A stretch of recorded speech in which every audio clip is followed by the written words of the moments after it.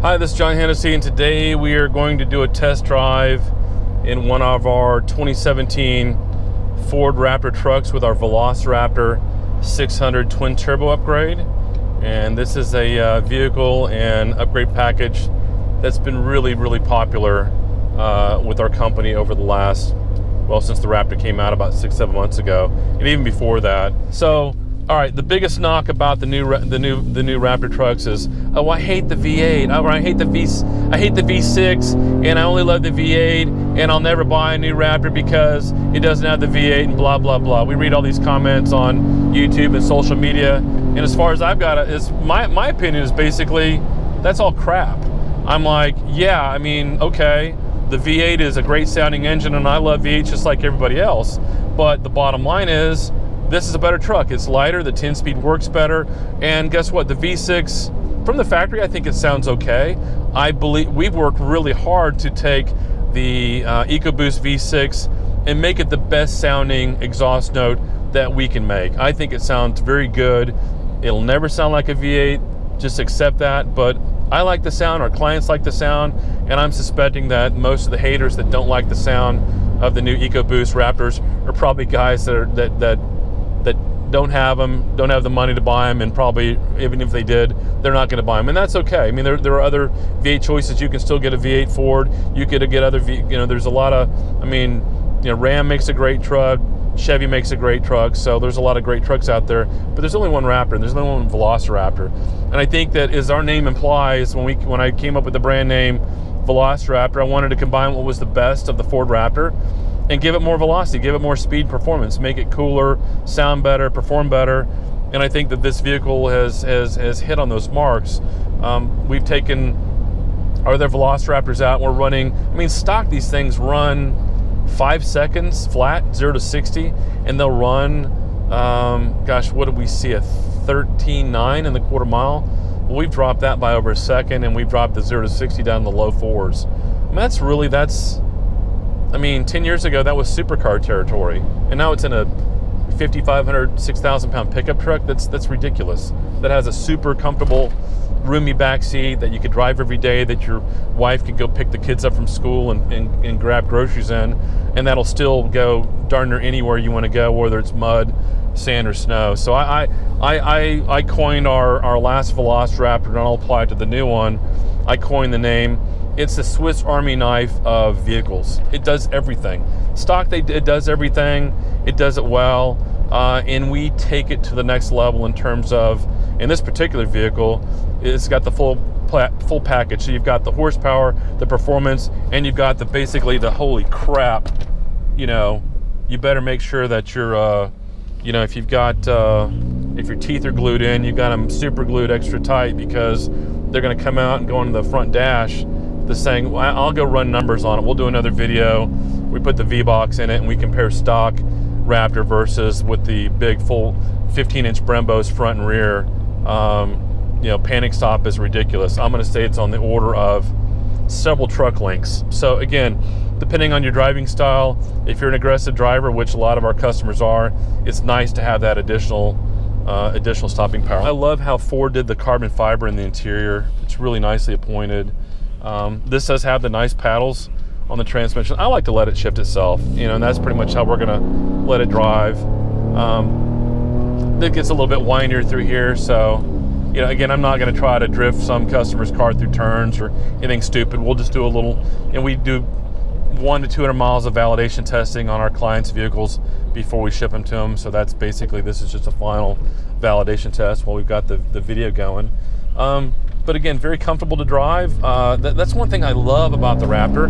And something that we don't generally change is the suspension. So the Fox suspension, the Fox shocks that are tuned by the Ford guys, it's got a great balance of performance, but just really supple ride. And I think that they've designed that to give the vehicle lots of articulation. If you start going over off-road stuff or getting into canyons or rocks or things of that nature, this thing can twist like a pretzel. And I think that the cool thing about that is when you're just cruising, it just glides down the road. It's just such a smooth, comfortable ride, but it's not too mushy. And for guys that want to pull a trailer, I don't have a lot of, I haven't had any seat time in trailering a car with the new Raptors. But the Gen 1s, I trailered quite a lot. I've got a 24-foot enclosed trailer. One time I was in a hurry and had to get to Dallas to deliver a 4,000-pound CTSV to a client. And I thought, well, you know, I'll just go slow in this thing. It's probably safe. It's probably fine at, I don't know, 55 miles an hour. And the closer I got, and the more I needed to get to Dallas for my son's football game, the faster I picked up. And that thing felt, I'm not going to tell you how fast I was trailering in that thing, but it trailered at the speed limit of 75, just fine and dandy, was super stable, and I don't have any reason to think otherwise regarding the new Raptors. I think the Ford guys did a really nice job in being able to balance daily drivability, off-road capability, and occasional tow, the ability to tow, whether it's a small trailer, you know, to your hunting lease or a jet ski. And I don't think it's really, they won't advertise that it's designed to pull something like my enclosed trailer with a 4,000-pound vehicle, it's probably right up near the weight limit again for the chassis. But man, it just did a brilliant job of it. So again, Swiss Army knife, does a lot of things really well. Great sound. Got the neat sound from the blow-off valve. Again, that's another thing that you don't get with the V8 is you get the nice whoosh from the twin turbos, which I think is cool. And lots of power, lots of torque. That's one of the videos that we've yet to put out yet. We'll have a dyno video going out here at some point soon where you can see the before and after differences on horsepower and especially torque. This particular package, the 600 package, is making just under 500 foot-pounds of torque at the rear wheels. Now that's with a larger wheel and tire, and that's with, you add in a 27-28% driveline loss from the power that it takes to get from the motor to the rear tire. You know, you're looking at probably 630, 640 foot-pounds at the motor, from the wheels to the motor. I mean, and you feel it. And the boost comes on instantly. This vehicle will go, like right now, I'll just whap the throttle, boom, we're at 18, 19 pounds of boost. Runs on pump gas, runs on 93 octane, which we use Shell V-Power here in Texas. And then if you're in California or some other place, it runs on 91, makes almost the same power at 91, maybe 10 to 15 horsepower and torque less. What else? 3-year, 36,000 mile warranty. I think we've had one come back for, maybe it was a hose that came loose in one of the intercoolers, but very reliable vehicles. Again, our clients are driving them every day. I don't think it's not like it's a, you know, Ford GT or it's a Lamborghini or an Exorcist or a Demon where you're going to drive on occasion. People that own these vehicles, they want the reliability, drivability to drive every day. And I would feel perfectly fine putting my wife or one of my daughters in the vehicle and they want to go do a road trip in my truck and they want to drive to Kansas City or they want to drive to Newport Beach. No problem. Go put 1,000, 2,000 miles on it and not have a concern about it. What else is to know about it? We offer a number of our vehicles through Ford dealers. So if you don't own a Raptor, call your local Ford dealer, work out your deal with them. They are getting closer to MSRP pricing. I know that's been a frustration for some people is, you know, just out of principle, no matter how much money you make or you have, and I'm one of these guys, I don't want to pay over sticker. I do because I'm in the business and I like getting vehicles sooner than later to do development work on. But if I wasn't in the car business, I would not pay over MSRP. So I think that, you know, the market there's a lot of demand for Raptors, and I think Ford's doing a good job, and I think that they're building all that they're capable of building. So I think at some point, probably within the next 6 months, they'll be going for, you know, more likely going at sticker price. So if you're one of those guys, just wait a little while, and I think you'll be able to get the truck that you like.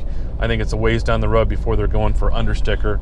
And I think, you know, typically our clients in the last 6 months, depending on their location and the dealer, you know, it's pretty typical to pay 5,000 over, 5 to 7 over. Maybe some of the early ones were more like 10 over, but I think now they're down to 5, and maybe you might be able to get a dealer down to 3 over the MSRP. So the dealer's making plenty of money, which is fine. Here we go. Come on. That's a great sound. Strong. You know, our clients are typically, say they're $70,000. Maybe with TT&L they're pushing 75. That's a lot of money for a new truck. But in Texas, we've got the King Ranch. You know, the Ford King Ranch F450. Those things are pushing 100 grand, and you see them all over Texas. So Texas is the truck capital of the world. $75,000 for a pickup truck might sound ridiculous to somebody, but in Texas, it's kind of like, that's what people drive, and there's a lot of people that drive that. So you're 75 there. Our package with warranties around 20, maybe it's 22. Off-road package with lights, bumpers, with the Velociraptor branding, the Velociraptor 20-inch wheels and tires and Brembos. This particular client, all in, I'm guessing, is probably pushing 120 grand. Yeah, it's a lot of money, but it's less money than a Range Rover, and I'd argue it's just as fast. It's cooler, it's more exclusive, and it'll go anywhere. So back at the shop, got to run back in. Thanks for tuning in.